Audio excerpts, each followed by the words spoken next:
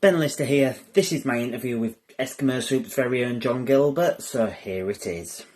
Hello everyone, it's been a while. I have hosted one of these Ben Lister podcasts before, but hello everyone and welcome along to my Ben Lister podcast episode 14. It has been a year since my last podcast due to different reasons I have had over the past few months and years. In my previous episodes, I have had guests such as Lucy Clark, Darren Leatham, Peter Levy, Chris He, Sean McAllister and many more. But today's special guest is a fellow media guru and a podcaster like me from Eskimo Soup. It's media expert John Gilbert. Hello John, welcome along. Hello Ben, that was some intro you gave me there, thank you. How are you today?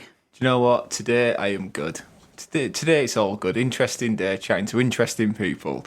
It's a shame for you that I'm your guest because later on I'm going to be recording podcasts with people much more qualified than I, but I shall do my best. And you are a media expert from Eskimo Soup, and we are here to talk about that, what it is all about and what you do with this organisation. Without further ado, let's begin. Are you ready? I'm ready. Question 1. Who are you and what do you do? So as you've said, my name is John Gilbert. I run a small business in Hull called Eskimo Soup. And what we do is we take all forms of media and marketing and see how we can use that to achieve social good. So we work with the police, we work with the NHS, we work with charities, we work with the government, and it's all about looking at some kind of challenge that we have within the United Kingdom and seeing how can we use media and marketing just to make people's lives a bit better. Why do you do it?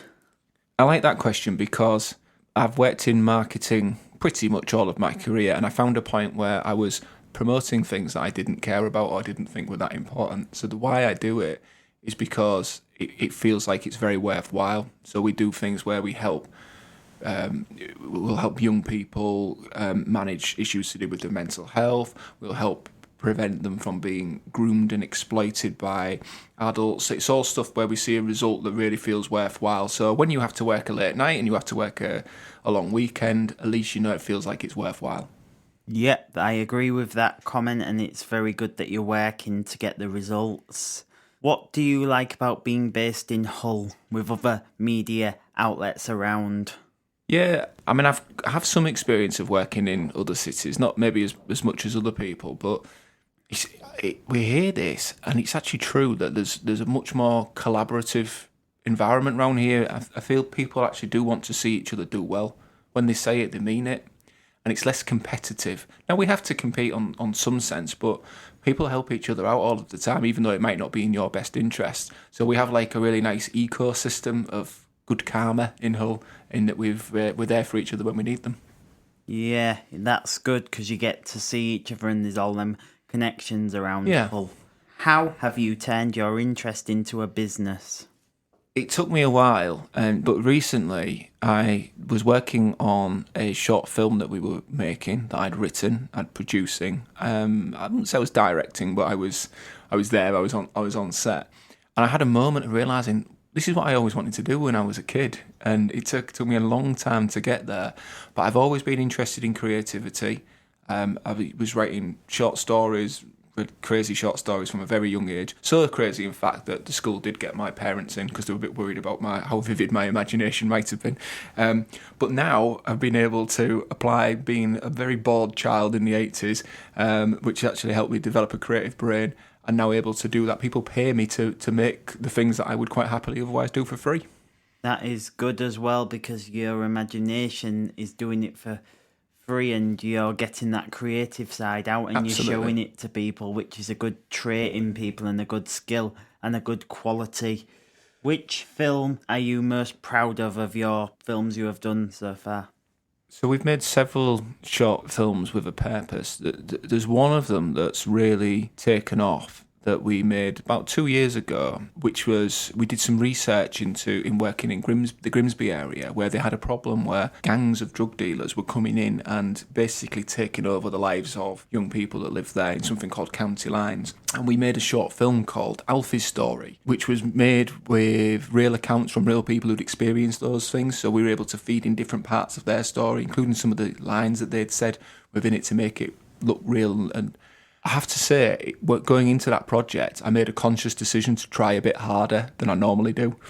And the result from that was we've made something that was just a little, very low budget local film, but has been used and seen all around the country. It's had 4 million views on YouTube for a short film, as I say, made very, very low budget, a crew of one over one weekend, and it's used as a training resource by the police, by charities, all across the country. And as a result of that, people have come back to us and asked us to make other things, and we're proud of that because we know that it helps. In fact, within a week of us putting the film out there, I was contacted by a young person who said, I've seen that film and I've realised this is what's happening to me.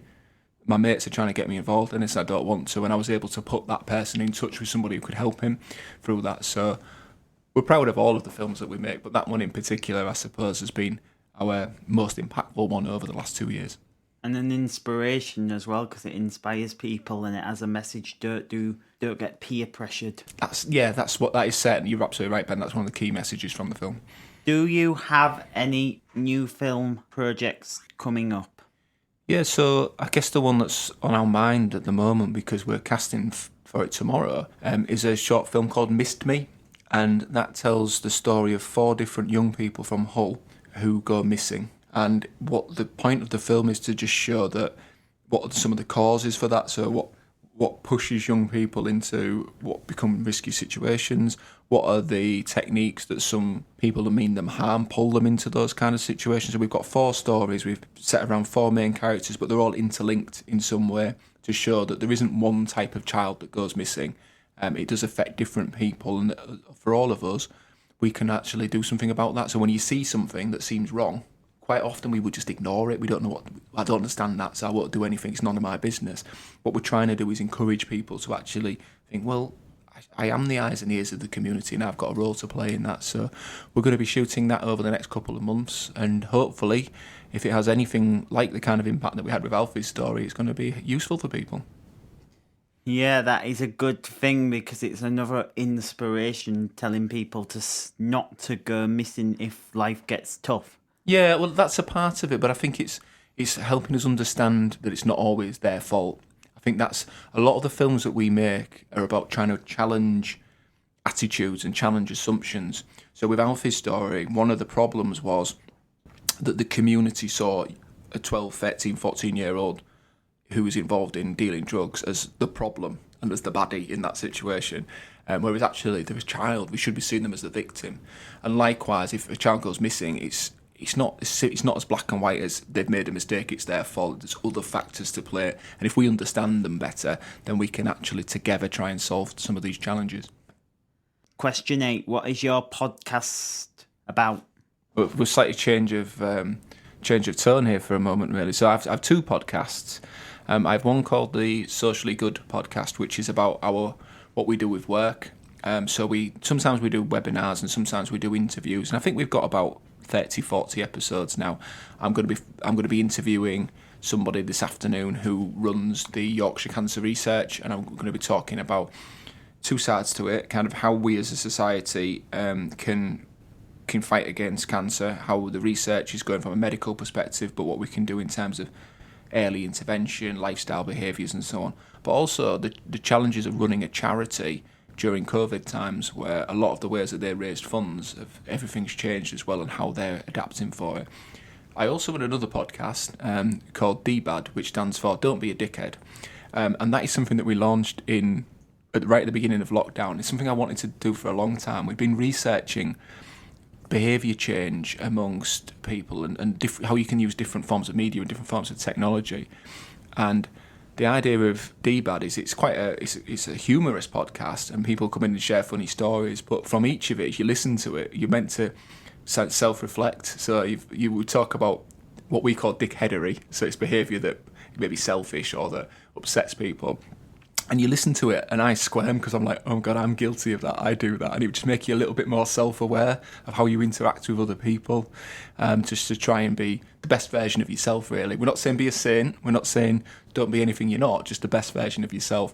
And the way we do that is through a collection of funny stories. People send us suggestions through social media. And Alex, Ian and I, as the hosts of that, debate them. Sometimes we have special guests on. We had a guy called Jack Gledo, who's a friend of ours, who's a national award-winning comedian. He came on and we talked about the way that you conduct yourself during hot weather, and actually just make sure that we're happy in our world, but we're not doing any harm to anybody else. Yeah, I love the podcast for the broadcasting and the people I meet, and just for the viewers and the fans, really, to give them an aspect into things that I care about, and get the interviews that matter and get the stories that matter for them. Mm. Well, what you've chosen to do, Ben, it's a very personal media. It's one-to-one. So people tend to listen to podcasts on the road rather than in a group when they're walking or exercising or on the bus or anyway. So this is episode 14, is it? So, episode 14, so if they've worked their way yes. through your podcast, then they've got a relationship with you as the presenter, as well as the guests, and they'll learn from the guests. Maybe they'll learn more from other guests, but I'm trying my best. But there's bits from that where they'll want to see how you've developed as well. And I would say, and I hope you don't mind me saying it's on the podcast, I've listened to some of your earlier podcasts, and your skills are so much more advanced now because you just get better through practice. It's the second one out of the studio as well. Yeah, well, welcome to our studio. Thank you. How has the COVID-19 lockdown affected you and your business? It has had, it's a big impact on us.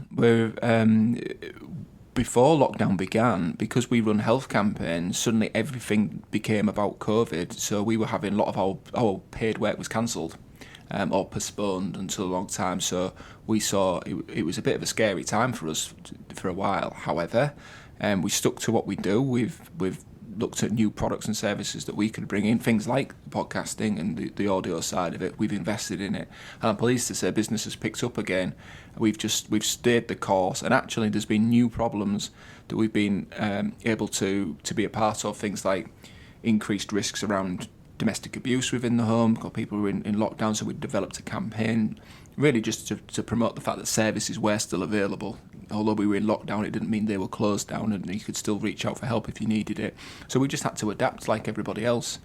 From a personal point of view, it's actually been quite good.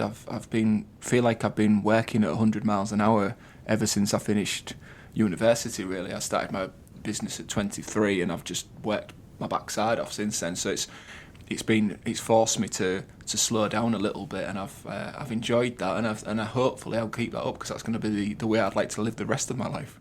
Finally, I always ask this question to my guest. It's an advice question. What advice would you give to someone interested in creating media? Do it. You just got to do it. That's a question I get asked quite a lot.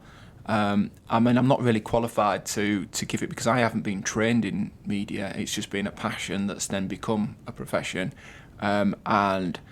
But it's just go out and do it. If you think something is a good idea, try it. Once you put it out in the world might tell you it wasn't as good as you thought it was. But that's the thing, is you putting it out and getting feedback. And every time you create something, you'll encounter a different problem or a different viewpoint. And so long as you learn from that, the next thing that you produce, you'll be better prepared for it and hopefully make a better product. So I love what you're doing, Ben. It's like you're just going ahead and making the podcast, and you're picking up all of those skills. You're hopefully learning from the guests. You're getting feedback from other people. The way I would say my advice would be, do it like you're doing. Just get on with it. And take advice from people.